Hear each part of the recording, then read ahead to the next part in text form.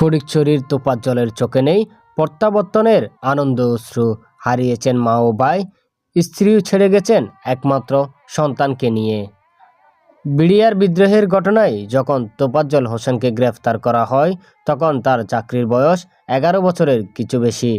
দীর্ঘ 16 বছর কাটে জেলের অন্ধকার প্রকোষ্ঠে। এ সময় তোফাজ্জল হোসেন জানতেন না তার জীবনে কি ঘটবে। এক একটা দিন কাটতেন দুঃখ, হতাশা আর অনিশ্চয়তার মধ্যে। কখনোই ভাবেননি মুক্ত আলো বাতাসে স্বাধীনতার নিঃশ্বাস নেবেন। 5ই আগস্ট ছাত্র জনতার অভ্যুত্থানের ফলে পট পরিবর্তন তার জীবনে নিয়ে আসে মাহেন্দ্রক্ষণ।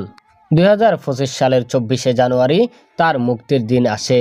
কিন্তু মুক্তির পর তোফাজ্জল বুঝতে পারলেন যে সময়ের সাথে তার জীবনের সবকিছু পাল্টে গেছে। চাকরির 25 বছরও পূর্ণ হয়ে যায়। কথা হয় ফটিকছড়ি সীমান্তবর্তী ইউনিয়ন বাগানবাজার 7 নং ওয়ার্ডের হলদিয়ার বাসিন্দা তোফাজ্জল হোসেনের সাথে। আমি বিডিআর ছিলাম। নোয়াখালী 9 সালের বিডিআর হত্যা মামলায় ফিল্ডখানে হাজির ছিলাম। আমি মার্চ মাসের 22 তারিখ গ্রেপ্তার হই। আমার স্ত্রী সন্তান ছিল, একটি মেয়ে কন্যা সন্তান ছিল। আমার স্ত্রী চলে যায় এবং কি আমার সন্তানও চলে যায়। আমার মা মারা যায় আর আমার বড় ভাই ছিল, সেও মারা যায়। একমাত্র মাথা গোঁজার টাইটাও জরাজীর্ণ হয়ে গেছে। সরজমিনে দেখা যায় একটি ভাঙ্গা মাটির ঘরের সামনে ম্লান মুখে দাঁড়িয়ে আছে তোফাজ্জল। তার বসতের জমিও ছিল সরকারি রিজার্ভ ফরেস্টের জায়গায়, আর সেই কারণে তার ভবিষ্যৎও অনিশ্চিত।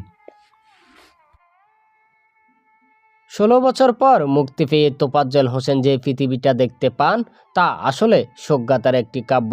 জীবনের প্রতিটি দিন যেন তাকে কোনো না কোনো রূপে তার হারানো সময়ের অভিশাপ মনে করিয়ে দেয়।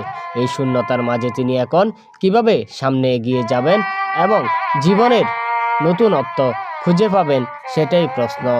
সরকারি সহায়তা হতে পারে তার জীবনে আশার আলো, এমনটাই মনে করছেন তোফাজ্জলের স্বজনরা।